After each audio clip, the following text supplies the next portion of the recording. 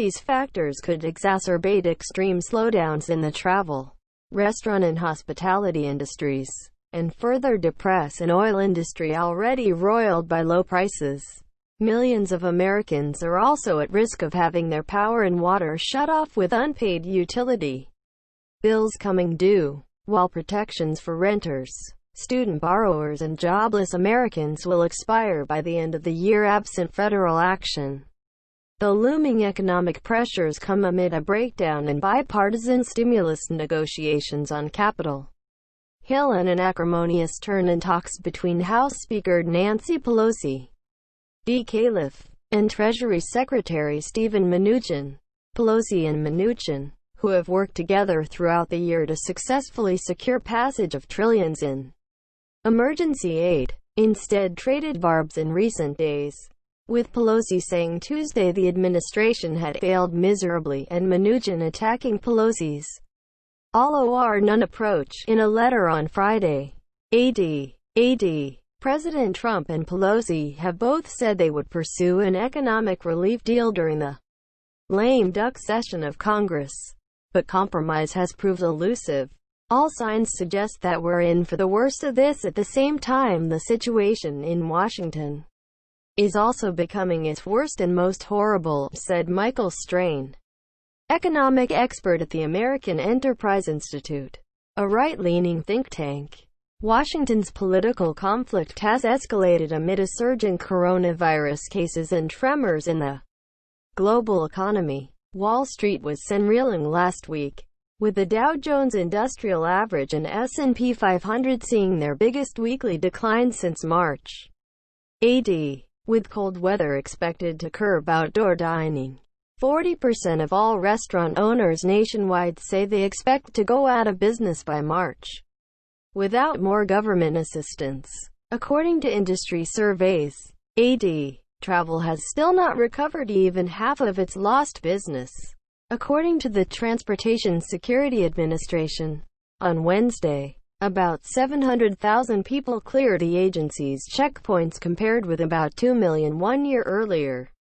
Nearly 4 million travel industry jobs have been lost during the pandemic, and the other 1 million could vanish by year-end without federal intervention. The largest hotel industry group said in September that 2 in 3 U.S. hotels would not last another 6 months. Major airlines have already announced tens of thousands of furloughs by the end of the year after their federal aid programs expired in September. Democrats and Republicans in Congress moved further apart in recent weeks, with a number of Republicans raising concerns about government spending levels and Democrats demanding more action. They could face major decisions during the lame duck session of Congress. Emergency weekly federal unemployment benefits have been cut off for months. Several million people will begin to exhaust their base unemployment benefits starting in the middle of December. Absent action, a separate federal unemployment program for as many as 10 million gig workers and others not eligible for traditional unemployment insurance will expire Dec.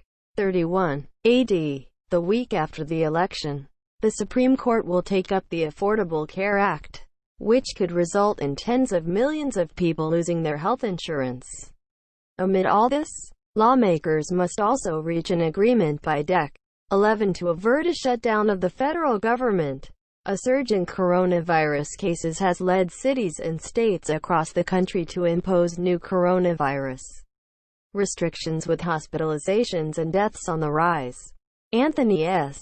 Fauci, director of the National Institute of Allergy and Infectious Diseases, recently told the Washington Post, "We're in for a whole lot of hurt and that the United States could not possibly be positioned more poorly for handling the virus in the fall and winter." Among the biggest mysteries hovering over this uncertainty is what Trump and his aides will do after Election Day, particularly if he loses to Democratic nominee Joe Biden. There are almost 3 months between the November 3 election and the next inauguration on Jan. 20. Approximately the period of time when both public health experts and economists fear the Coronavirus will strike the nation with renewed ferocity as colder weather pushes people indoors. The Trump administration has not outlined a plan for how to deal with an expected surge of cases and hospitalizations. Trump and Pelosi have repeatedly sparred over key policy matters. In her letter on Thursday, Pelosi said Democrats in the administration remain divided on liability protections for businesses, money for state and local governments, and tax credits for children, among other issues. Trump last week attacked Pelosi as uninterested in a deal, and White House officials have repeatedly criticized Pelosi for pushing $1,200 stimulus checks for undocumented immigrants and bailouts for states and cities, provisions Republicans say they are not prepared to accept.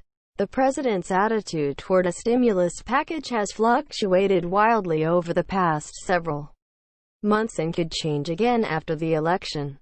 Several former White House officials and numerous Republican aides on Capitol Hill said they believe it is possible the president loses interest in the stimulus package once it has no utility for his 2020 presidential campaign. I don't think he's got much interest in stimulus, said Casey Mulligan, who served as chief economist for the White House Council of Economic Advisers until last year. He doesn't like to give anything for free, and I don't think he's going to start now. That's not his style. When the first wave of coronavirus cases hit, lawmakers quickly came together on a bipartisan basis to approve trillions in emergency federal aid, the bulk of it aimed at distressed businesses and families. That aid was temporary, however, and the vast majority of it has already landed.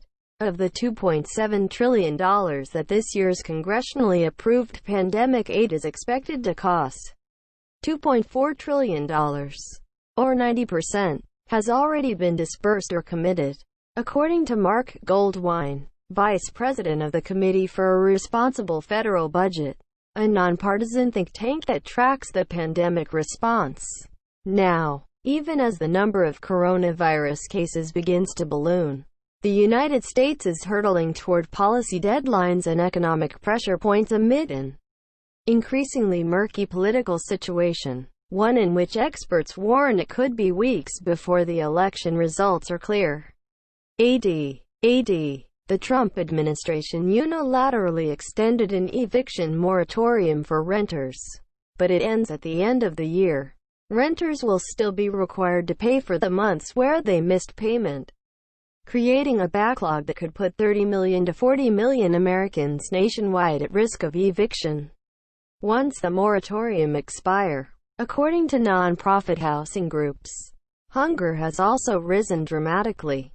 The share of adults reporting that their household did not have enough food to eat dramatically rose from last year, according to data compiled by the Center on Budget and Policy Priorities, a left-leaning think tank. Other parts of the American economy are bracing for problems. The NYC Area Metropolitan Transportation Authority warned in October of as many as 8,000 layoffs. Amtrak last month warned of 2,400 layoffs without federal help. Of the 100,000 workers in the private bus industry, as many as 80,000 have already been furloughed, and as many as 30,000 of them could lose their jobs permanently in coming months without federal support. According to Peter Pontuso, president and CEO of the American Bus Association, an industry group, as many as 30% of bus operators face bankruptcy by Jan. 1. Pontuso said, Boeing, the aerospace giant, announced more than 7,000 layoffs last week. More than a dozen major retailers have already filed for bankruptcy during the pandemic, and analysts say many more could follow if they're not able to shore up sales during the crucial holiday period, particularly if forced to close during the Christmas shopping season. The pandemic has cost the oil and gas industry more than 100,000 jobs, with ExxonMobil announcing an additional 1,900 U.S. job cuts last week amid a continued downturn in oil prices. Employment was down this September by more than 40% in movie, arts and entertainment industries, numbers that could deteriorate further without federal help in the winter. Many economists still say the broader U.S. economy will continue to recover even if there is deep scarring in certain sectors through the winter. The unemployment rate has ticked down to 7.9% from its highs over the spring. The federal government reported a record 7.4% jump in gross domestic product in the third quarter as the U.S. economy partially recovered from its pandemic lows, propelled in part by federal stimulus. White House senior economic advisor Larry Kudlow has supported a stimulus deal but said the economy is on a self-sustaining recovery that does not require additional federal support. I don't think the biggest risks are common or national level.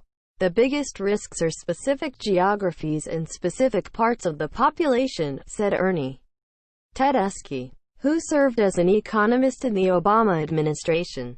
But the pain for those segments could be very deep.